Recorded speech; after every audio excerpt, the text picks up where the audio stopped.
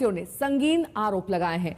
दिल्ली के मंत्री कपिल मिश्रा के मुताबिक सीएम को मारने की नियत से हमला किया गया। ये साधारण हमला नहीं था, नफरत से भरा हमला था। आरोपी ने पहले रेकी की, वीडियो बनाया, फिर हमला किया। उन्होंने कहा कि आरोपी के साथ और भी लोग हो सकते हैं। उधर दिल्ली के एक अन्य मंत्री प्रवेश वर्मा ने दावा किया कि आरोपी ने हमले से पहले रेखा गुप्ता की 24 घंटे तक रेकी की थी। यहां तक कि रेखा गुप्ता के शालीमार बाग स्थित घर की भी रेकी की गई थी।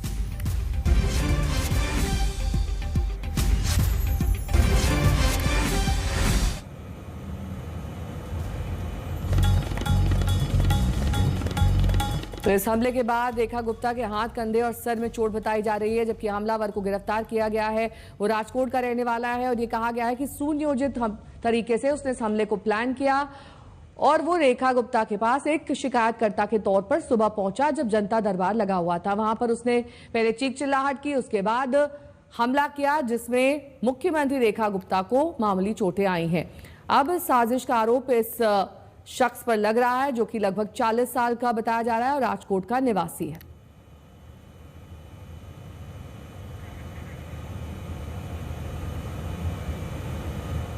ये कोई साधारण हमला नहीं है, ये कोई साधारण हमला नहीं है। जो हमला हुआ है बहुत ही नफरत से भरा हुआ और एक तरह से ऐसा लग रहा है कि व्यक्ति जो है वो बहुत खराब इरादे के साथ, बहुत ही बुरे इरादे के साथ वो व्यक्ति आया था।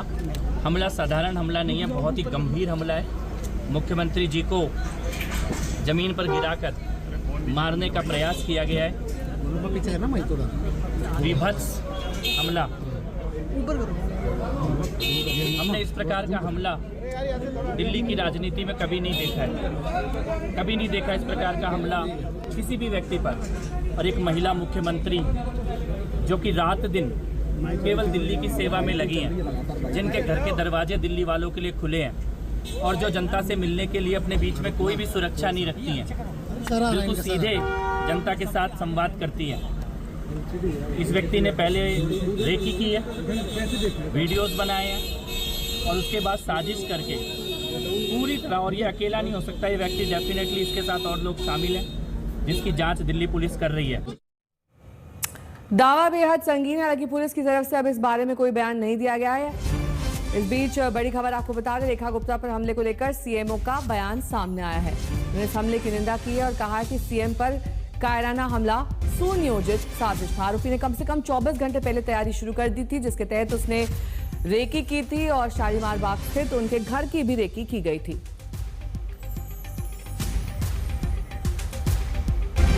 और ये रेकी की एक्सक्लूसिव तस्वीर हम आपको दिखा रहे हैं। सीसीटीवी फुटेज में ये शख्स दिखाई दे रहा है जिसने रिक्शे से यहाँ तक यात्रा की, उसके बाद इसने यहाँ की रेकी की और 24 घंटे पहले का ये फुटेज बताया जा रहा है जब इस शख्स द्वारा रेकी की गई। तो क्या ये साजिश थी या फिर मानसिक रूप से बीमार और परेशान व्यक्ति है? अलग अलग थ्योरीज इस वक्त सामने आ रही है। हालांकि पुलिस के ऑफिशियल स्टेटमेंट का इंतजार करना होगा। ये देखिए, यही वो शख्स है। इधर दाहिने हाथ जो तस्वीर है वो गिरफ्तारी के बाद की है और उससे पहले आप सीसीटीवी फुटेज देख रहे हैं कैसे के पास खड़ा होकर किसी से फोन पर बातचीत कर रहा है। कंधे पर काले रंग का बैग टंगा हुआ है और इधर उधर दरअसल ये टहल कर रेकी कर रहा है। तो क्या मारने की नियत से सीएम रेखा गुप्ता पर हमला किया गया? यह भी एक बड़ा प्रश्न, एक बड़ा सवाल बना हुआ है। एक और थ्योरी है कि ये पशु प्रेमी है और हाल फिलहाल जो आवारा कुत्तों को लेकर निर्देश जारी किए गए थे उससे नाराजगी थी। हालांकि इस थ्योरी को अभी पुख्ता तौर पर नहीं माना जा रहा है। ये कहा गया कि इसने हमले के मकसद से वार किया और इस दौरान सीएम रेखा गुप्ता गिर पड़ी, उन्हें कंधे और सर में चोट आई।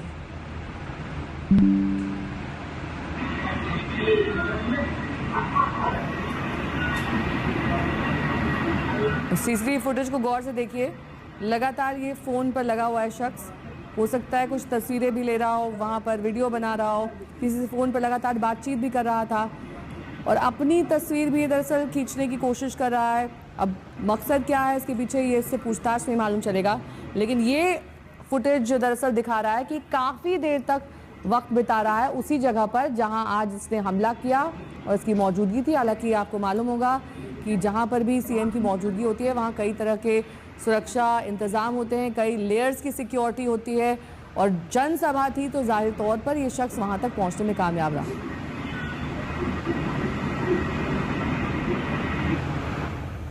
मगर अभी जो पता लगा है कि वो व्यक्ति पीछे 24 घंटे से रेकी कर रहा था कि वो कैसे मुख्यमंत्री से मिले। वो उनके घर में शालीमार बाग तक भी पूरा वहाँ पे उसने रेकी किया कल, और वो आसपास ही कहीं पर इसी सिविल लाइंस के क्षेत्र में रात उसने गुजारी थी। और आज सुबह जब वो आया तो उसके हाथ में कोई कागज पत्र नहीं था, कोई ऐसा मुद्दा नहीं था और उसने सीधा ही मिलते ही और हमला कर दिया। देखिए, अभी कोई पॉलिटिकल कॉन्स्पिरेसी है या क्या मामला है ये अभी कहना ठीक नहीं है, क्योंकि पुलिस की जांच होगी। सारी तहकीकात के बाद में ही आपको बताया जाएगा। वो व्यक्ति ने मुख्यमंत्री जी के ऊपर में हमला किया, उसके बाद में मुख्यमंत्री जी को उसने कुछ समय तक नहीं छोड़ा, उनके बाल पकड़ लिए थे और पुलिस ने और आसपास के लोगों ने काफ़ी उसको छुड़वाने की कोशिश करी। 40 साल की उसकी उम्र बताई जा रही है और किसी तरीके से मुख्यमंत्री जी को छुड़ाया गया और उसके बाद में फिर ये सारी बात हुई। देखिए, अभी पुलिस की जांच चल रही है, अभी कुछ भी कहना किसी भी एंगल पर ठीक नहीं होगा। कुमार कुणाल मेरे सहयोगी जुड़ गए हैं तमाम जानकारी के साथ। कुणाल, कई थ्योरीज यहाँ पर। सुशांत मेहरा मेरे सहयोगी जुड़ गए हैं। सुशांत, कई थ्योरीज बताई जा रही हैं, डॉग लवर है, पशु प्रेमी है, नाराजगी थी, फिर ये कहा जा रहा है कि मानसिक रूप से बीमार है, इसकी मानसिक हालत ठीक नहीं है, इसकी मां ने कुछ और जानकारी दी है। अब किस थ्योरी पर पुलिस दरअसल पूछताछ कर रही है, क्या है लाइन ऑफ क्वेश्चनिंग? देखिए ना, अभी फिलहाल जो है पुलिस हर चीज को, हर एंगल को जो है वो खंगालने की कोशिश कर रही है। डॉग लवर का या फिर वो किसी इरादे से किसी केस को लेकर के यहाँ पर पहुंचा था, लेकिन जो वीडियोस सामने आए हैं, जो फुटेज सामने आए हैं, जो वीडियोस सामने आए हैं, जो फुटेज सामने आ रही है, उसमें साफ तौर पर ये नजर आ रहा है कि किस तरीके से इस शख्स ने दिल्ली सरकार के जो मंत्री ऑफिसर उनकी तरफ से भी साफ आया है कि ये जो शख्स है उसकी जांच अभी दिल्ली पुलिस कर रही है। उसका एंगल क्या पीछे वजह थी, किस इरादे से वो आया था, उसकी पूरी थ्योरी जो है वो दिल्ली पुलिस हर एंगल से जांच कर रही है। उसकी परिवार वालों से भी मुलाकात कर रही है, उनसे भी बातचीत कर रही है। उनको फिलहाल गिरफ्तार जरूर कर लिया गया, लेकिन सबसे बड़ी बात यह है कि मुख्यमंत्री के आवास पर, यही वो सरकारी आवास है जिस पर 8:20 पर जब मुख्यमंत्री जन सुनवाई कर रही थी, उसी दौरान ये हमलावर वहां पर मौजूद था। शिकायतकर्ताओं के बीच में जब मुख्यमंत्री रोजाना उनसे मुलाकात करती है, उस वक्त उनके बीच मौजूद था। उनके पास पहुंची तो मुख्यमंत्री पर हमला किया, काफी देर तक उनको पकड़ करके रखा।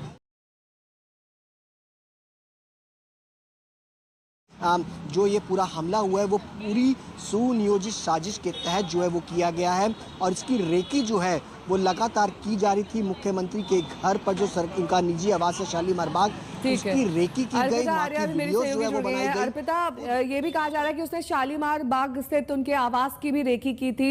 इसके पीछे पुलिस वजह क्या बता रही है? क्या ये शख्स वहां भी पहुंचना चाहता था या फिर वो ऑप्शन 2 था कि वहां जाकर किसी तरह से अटैक करेगा, अगर सुनियोजित साजिश है तो? बिल्कुल नेहा, देखिए ये क्योंकि पहले से पता किया गया होगा, यहाँ का शख्स था नहीं, गुजरात का रहने वाला शख्स यहाँ आता है। जन सुनवाई ज्यादातर जो दिल्ली के लोग हैं उनकी आम समस्याओं को सुनने के लिए यहाँ पर होता है, तो ऐसे में हो सकता है इसकी मंशा कुछ और रही हो, क्योंकि जिस तरह से खबरें आ रही हैं कि तकरीबन 1 मिनट तक, क्योंकि बाल खींचा, हाथ पकड़ा, थप्पड़ मारने, हालांकि वीरेंद्र सचदेवा पहले कह रहे थे कि ऐसी कोई घटना नहीं हुई है थप्पड़ मारने वाली, लेकिन उसके बाद कई ऐसे बयान आ रहे हैं जो बहुत सारे सवाल खड़े कर रहे हैं। और सबसे बड़ा सवाल तो ये है कि मुख्यमंत्री दिल्ली की, जिनकी सुरक्षा पे यहाँ पर लोग तैनात होते हैं, इस तरह की घटना कैसे हो जाती है? एक शख्स जो जन सुनवाई के लिए वहां पहुंचा वो इतने करीब कैसे पहुंच जाता है? ये जरा आपको हम दिखाएं। देखिए, ये मुख्यमंत्री जन सेवा सदन, यहीं पर सुबह करीब 8:20 का वो वक्त था, गेट खुले हुए थे आम लोगों के लिए, क्योंकि वो मुख्यमंत्री से मिलते हैं। जैसा क्लेम हमेशा रेखा गुप्ता करती हैं कि मैं जनता के बीच जाती हूँ, और मुझे लगता है ये सिर्फ यहाँ की मुख्यमंत्री नहीं, ये हर मुख्यमंत्री अपने लोगों की, अपने जो लोग हैं उनकी समस्याओं को सुनने के लिए जनसभा करते हैं, या कह दीजिए जन सुनवाई करते हैं। आइए आपको अंदर हम जरा यहाँ से दिखाएं। वो देखिए जन सुनवाई लिखा है मुख्यमंत्री, अगर आप देख रही होंगी अंदर, क्योंकि यहाँ देखिए किस तरह से सिक्योरिटी जो है वो टाइट है दोनों ही तरफ, आप जैसे कि देख पा रहे हैं सिक्योरिटी यहाँ पर टाइट की गई है। लेकिन सवाल यही है कि इन सब के बीच भी एक शख्स इतने करीब कैसे पहुंच जाता है मुख्यमंत्री के, और वहां पहुंचने के बाद हाथ पकड़ लेता है, क्योंकि एक घेरा बनाया जाता है। चाहे आप किसी भी मुख्यमंत्री, नीतीश कुमार हो, योगी आदित्यनाथ हो, हर कोई ऐसे जन सुनवाई करते हैं, वक्त तय होता है, हर बुधवार को ऐसे ही जन सुनवाई जो है वो होता रहा है। लेकिन इस बार भी जब ये जन सुनवाई हुई तो ऐसे में पुलिस का जो इंतजाम है वो नाकाफी सा नजर आता है। वो शख्स इतने करीब आ जाता है, एक पेपर लहराता है। हालांकि अब कई एंगल पर यहाँ जांच होंगी, ये भी कहा जा रहा है, क्योंकि माँ, अब बचाव के लिए आपके पास विकल्प क्या बचते हैं? जो उनकी मां अपनाती हुई नजर आ रही है, यानी उसका मानसिक संतुलन ठीक नहीं। दलीलें बचने के लिए हो सकती है, लेकिन अब मुश्किल लगता है, क्योंकि सबके सामने जिस तरह से उसने दिल्ली के मुख्यमंत्री के साथ ये घटना की है, उसको सजा और उसका खमियाजा तो भुगतना पड़ेगा। लेकिन यहाँ पर एक बार फिर से, क्योंकि नेहा ये भी आप याद रखिए, इससे पहले अरविंद केजरीवाल की कितनी सभाएं हुई, वहां कितनी ऐसी घटनाएं हुई हैं, लेकिन उन सब से सबक क्या सीखा गया, ये एक बड़ा प्रश्न बन जाता है। और अभी भी मुख्यमंत्री दिल्ली की वो यहाँ जन सुनवाई कर रही है, और एक शख्स ऐसे आता है, पास पहुंच जाता है, और यहाँ तक कि उनके साथ इस तरह की घटना कर जाता है। इसलिए अब कई सवाल यहाँ सुरक्षा व्यवस्था पर भी खड़े होते हैं। नेहा, ठीक है, बने रहिए हमारे साथ। इस बीच दावा बेहद संगीन है, हालांकि पुलिस की तरफ से अब तक इस बारे में कोई बयान नहीं आया है। आइए आपको दिखाते हैं दिल्ली की सीएम पर कैसे हमला हुआ। दिल्ली की सीएम रेखा गुप्ता पर हमला, मुख्यमंत्री आवास में दिल्ली की सीएम पर हमला।